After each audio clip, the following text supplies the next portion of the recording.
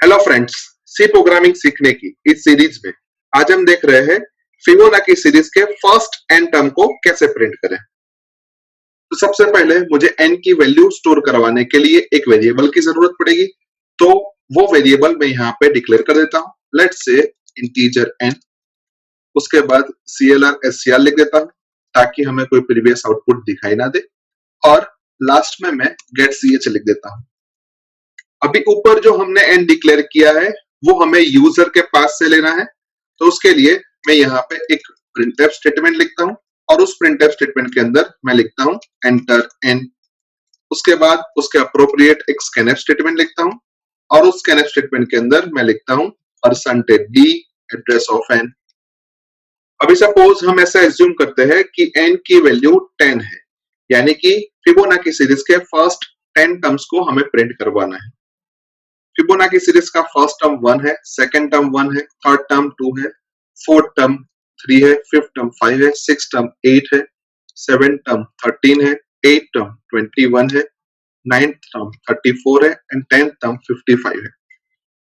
अभी इस सारे टर्म्स को हम ऑब्जर्व करें तो पहले दो टर्म्स के अलावा बाकी सारे टर्म्स प्रीवियस दो टर्म का एडिशन है। यानी कि हम ऐसा बोल सकते हैं कि 2 है वो 1 एंड 1 का एडिशन है।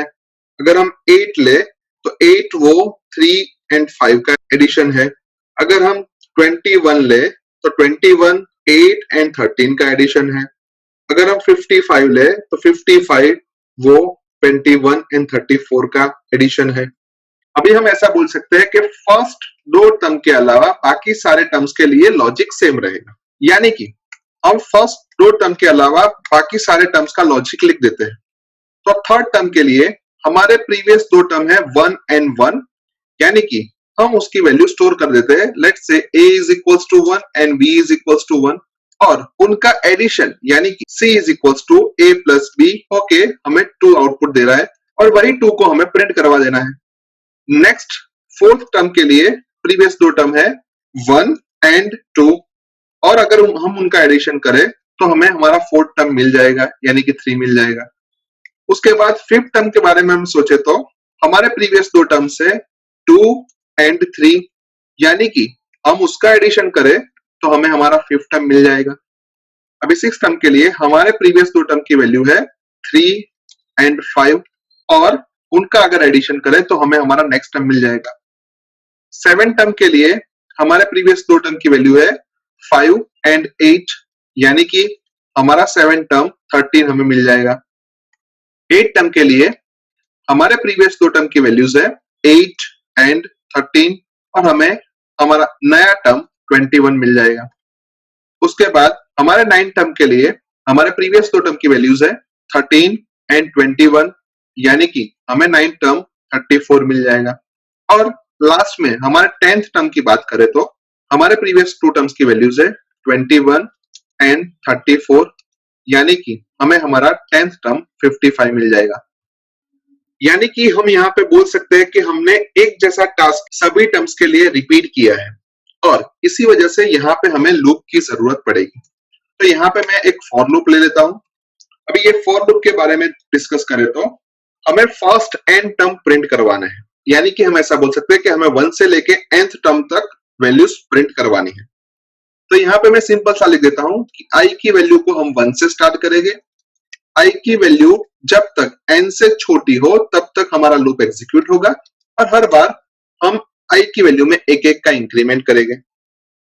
अभी हमारे लूप के लॉजिक के बारे में देखें तो यहाँ पे हम ध्यान से देखें तो फर्स्ट केस में हमारी a की वैल्यू 1 थी, b की वैल्यू भी 1 थी और c की वैल्यू हमारी 2 थी। उसके बाद सेकेंड केस में हमारी a की वैल्यू 1 हो गई, b की वैल्यू 2 हो गई और c की वैल्यू 3 हो गई। उसके बाद नेक्स्ट केस के अंदर a की वैल्यू 2 हुई, b की वैल्यू 3 हुई और c की वैल्यू 5 हुई। यानी कि हम ऐसा बोल सकते हैं कि यहाँ पे जो b की वैल्यू थी वो सेकेंड टाइम a की वैल्यू हो जाती है, यहाँ पे जो c की वैल्यू थी वो सेकेंड टाइम b की वैल्यू हो जाती है। यानी कि हम ऐसा बोल सकते हैं कि जो हमारी फर्स्ट टाइम b की वैल्यू थी वो सेकेंड टाइम a की वैल्यू हो जाती है, जो फर्स्ट टाइम c की वैल्यू थी वो सेकेंड टाइम b की वैल्यू हो जाती है।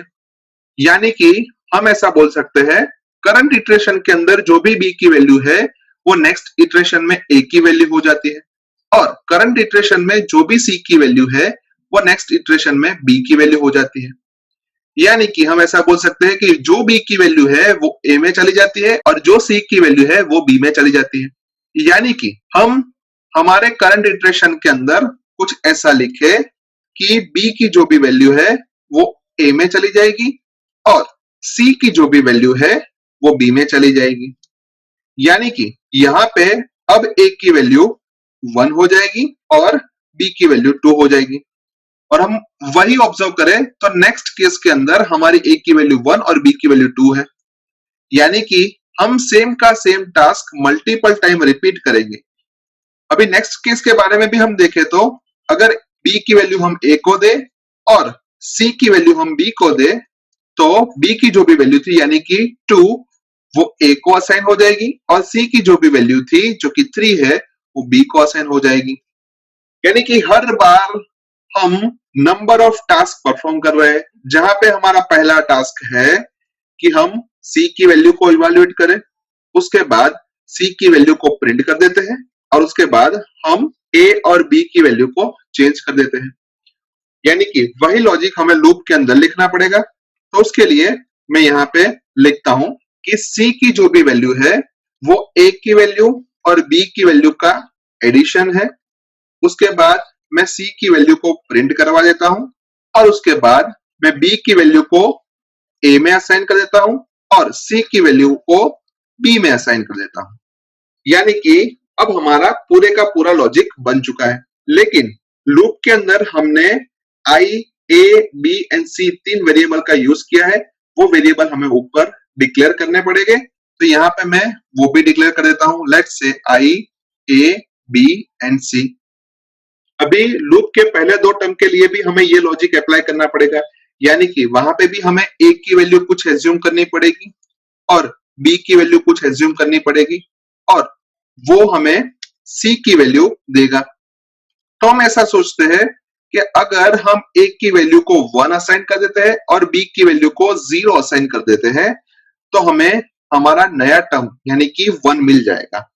और उसके बाद अगर हम बी की वैल्यू को ए में असाइन कर देते हैं और सी की वैल्यू को बी में असाइन कर देते हैं तो हमारे पास ए की वैल्यू 0 हो जाएगी और बी की वैल्यू 1 हो जाएगी। यानी कि हमें हमारा फर्स्ट टर्म तो सही प्रिंट होके मिल जाएगा। अभी जब सेकेंड टाइम हम लूप के अंदर आएंगे तब हमारे ए की वैल्यू 0 होगी और बी की वैल्यू 1 होगी और तब हम फिर से एक बार एडिशन करेंगे तो ए की वैल्यू अभी 0 है और बी की वैल्यू 1 है, यानी कि हमें एडिशन फिर से 1 मिलेगा। और उसके बाद अगर हम बी की वैल्यू को ए में असाइन कर देते हैं और सी की वैल्यू को हम बी में असाइन कर देते हैं तो हमें हमारे नेक्स्ट टर्म यानी कि अभी बी की वैल्यू 1 होने की वजह से ए की वैल्यू भी 1 हो जाएगी और सी की वैल्यू भी 1 होने की वजह से बी की वैल्यू भी 1 हो जाएगी। यानी अब हम देख सकते हैं कि जब हम थर्ड टाइम लूप के अंदर आएंगे उस टाइम हमारे ए की वैल्यू भी 1 हो गई और बी की वैल्यू भी 1 हो गई। यानी कि हम ऐसा बोल सकते हैं कि हमें ए की डिफॉल्ट वैल्यू 1 और बी की डिफॉल्ट वैल्यू 0 लेनी पड़ेगी। तो वो भी मैं यहाँ पे फॉर लूप के बाहर पहले लिख देता हूं कि ए की डिफॉल्ट वैल्यू 1 होगी और बी की डिफॉल्ट वैल्यू 0 होगी। यानी कि यहाँ पे हमारे प्रोग्राम का पूरा लॉजिक बन चुका है। तो सबसे पहले प्रोग्राम को हम सेव कर देते हैं, उसके बाद प्रोग्राम को कंपाइल करते हैं। कंपाइलेशन में कोई भी एरर नहीं आई तो प्रोग्राम को एक बार रन कर लेते हैं। जहां पे मैं n की वैल्यू 10 इंसर्ट कर रहा हूं और मुझे आउटपुट के तौर पे 1, 1, 2, 3, 5, 8, 13, 21, 34 एंड 55 मिला, जो कि अभी हमने मैन्युअल कैलकुलेशन करके भी देखा था कि यही फिबोनाची सीरीज के फर्स्ट 10 टर्म्स है। अभी एक और बार प्रोग्राम को रन करते हैं जहां पे मैं n की वैल्यू 5 इंसर्ट कर रहा हूं तो मुझे पहले 5 फिबोनाची नंबर्स मिल रहे हैं जो कि 1, 1, 2, 3 एंड 5 है। अभी यहाँ पे भी हम देखें तो फर्स्ट 2 टर्म्स हमारे 1 है, थर्ड टर्म हमारे पहले 2 टर्म 1 + 1 का एडिशन, फोर्थ टर्म हमारा second term and third term का एडिशन और फिफ्थ टर्म हमारा third term and fourth term का एडिशन है। यानी कि हमने यहाँ पे जो भी लॉजिक लिखा है वो परफेक्टली सही लॉजिक है। एक और बार प्रोग्राम को रन करते हैं जहां पे मैं n की वैल्यू 20 इंसर्ट कर रहा हूं, तो मुझे आउटपुट के तौर पे फर्स्ट 20 फिबोनाची नंबर्स मिल रहे हैं। अभी यहाँ पे जो फिबोनाची सीरीज है उसके 10 टर्म तो परफेक्टली सही है क्योंकि हमने उसका मैन्युअल कैलकुलेशन किया है, लेकिन बाकी सारे टर्म्स का हमने मैन्युअल कैलकुलेशन नहीं किया। तो उसके लिए आप खुद मैन्युअल कैलकुलेशन करके पता लगा सकते हो कि हमें जो यहाँ पे आउटपुट मिल रहा है वो सही मिल रहा है या नहीं मिल रहा है। यानी कि हम ऐसा बोल सकते हैं कि इस प्रोग्राम की मदद से हम फिबोनाची सीरीज को एन टर्म तक प्रिंट करवा सकते हैं। सो आई होप कि आपको इस प्रोग्राम के अंदर अच्छी तरीके से समझ आ चुकी होगी। आज के वीडियो में बस इतना ही। नेक्स्ट वीडियो में फिर से मिलेंगे। Thank you very much.